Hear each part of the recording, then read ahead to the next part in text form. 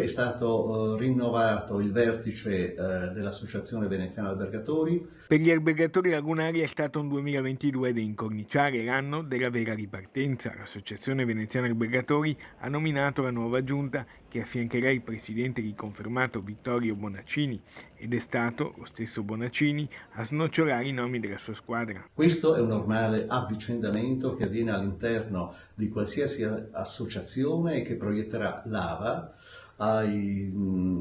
verso il prossimo quadriennio. Poi, attraverso il nostro TG, a voi e alla vostra famiglia i miei migliori auguri personali e quelli dell'Associazione Veneziana Albergatori. E a proposito di festività natalizie, come spiega il direttore dell'associazione Claudio Scarpa, sarà un capodanno col botto a Venezia. Tra il 10 e il 20% degli alberghi hanno chiuso in questo periodo perché è il periodo della bassa stagione, però avremo una fiammata importante a Capodanno e già le prenotazioni stanno giungendo, è assolutamente positivo. Stanno giungendo anche le prenotazioni per Carnevale e quindi possiamo dire che da Carnevale la stagione dovrebbe riprendere positivamente.